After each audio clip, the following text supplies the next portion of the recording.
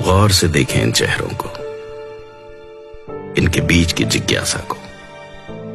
दुनिया में कहीं भी, चाहे कोई भी प्राकृतिक आपदा हो या इंसानी शरारत, ये पहुंच ही जाते हैं और घर पर कहकर आते हैं कि इंतजार ना करना।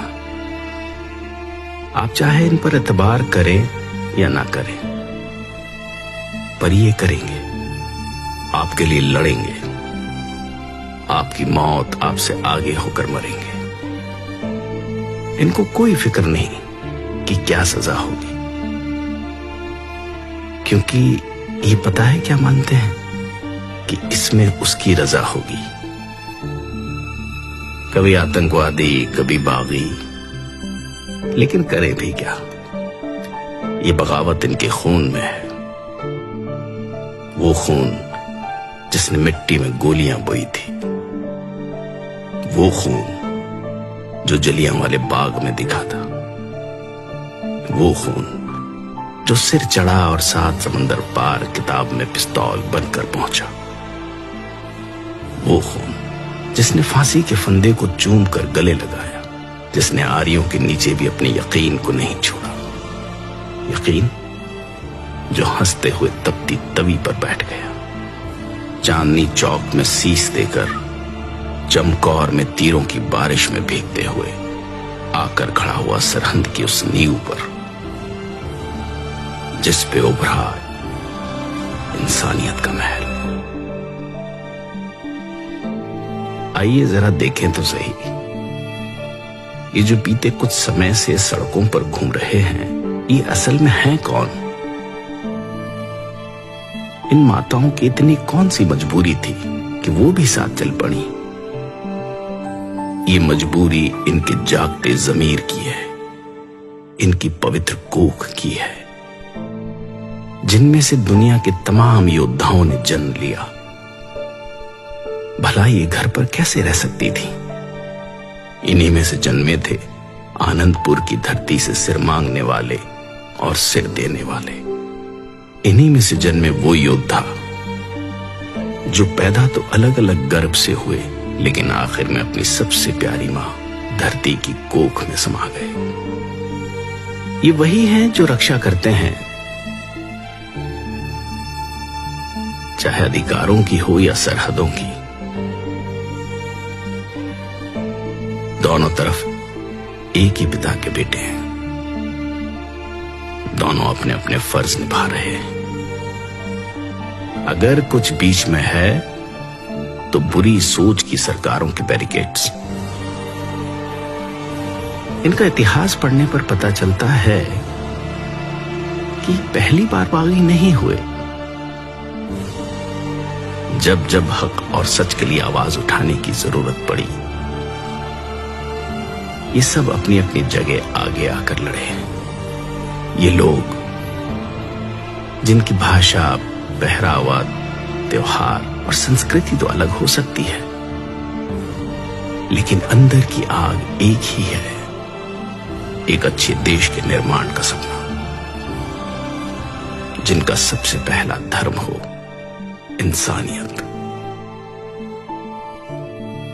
ये वही है जो मौत को सामने देखकर हंस हंस कर जयकारे लगाते हैं।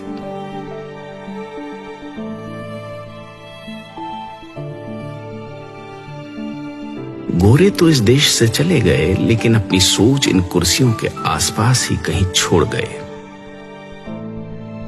जिन पर बैठने वाले चेहरे तो बदलते हैं, लेकिन लोगों को बांटकर राज करने की बुरी नीयत नहीं बदलती। लेकिन ये कैसे लोग हैं जो हर बार इस बंटवारे को गिरेबान से पकड़ लेते हैं? पानी के मसले पर बांटे हुए आज जमीन के मसले पर कंधे से कंधा मिलाकर लड़ रहे हैं। इनके माथे की लकीरों में तवारीख लिखी गई है। इन्हें सिर्फ झुर्रियां समझने की गलती ना कर लेना। इन आंखों ने अपने हाथों से तैयार कर बेटों को मौत की बारात भेजा है। वो आंखें जिन्होंने आजादी के सपने देखे, जो दंग रह गई जब शीशम की चमकदार कुर्सियों पर बैठे मखमल के कुर्तों ने आजादी के नाम उजड़ जाने का शाही फरमान जारी कर दिया। सिर्फ हाथ बदले हैं, हथियार आज भी वही है, चोटें आज भी वही है। लेकिन इन भले मानसों ने उजड़कर भी पता है क्या कहा? नानक नाम चढ़दी कला, तेरे भाने सरबत का भला। आप रूप अमीक अन पुस्तक बरकत गर्भगन सरपंगन आग्रूपत ईश्वर की रजा को सबसे ज्यादा मानने वाले किसान सब कुछ यही तो पाल रहे हैं। इन फसलों को, तुम्हारी नस्लों को, गरीबी से मर रहे आम इंसान को, भ्रष्टाचार से बड़े हुए पेट को, ईमान को, बेईमान को, इंसान को, शैतान को, बेजुबान को, हिंदू, सिख, ईसाई, मुसलमान को, सबको यही तो पाल रहे हैं। इसीलिए तो इन्हें अन्नदाता कहा जाता है। लेकिन अफसोस, आज जब यह अन्नदाता अपने वजूद के लिए सर्द रातों में घर परिवार छोड़कर सड़कों पर उतरा, तो ऊंची छतों वाले कमरों में हीटर ऑन कर गर्म रजाई में बैठकर लोग इनको आतंकवादी कह रहे हैं।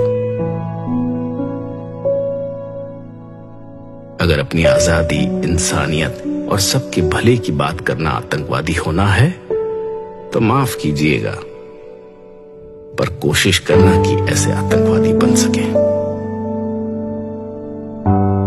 जो मारते हैं दिलों की नफरत को, ऊंच नीच के फर्क को, गरीब और अमीर के बीच के फासले को। और हां, मरने से याद आया, मौत केवल शरीरों की ही नहीं होती। शीशे के सामने खड़े होकर आंखों में आंखें डालकर देखिएगा, कहीं अंदर कुछ मरा तो नहीं हुआ।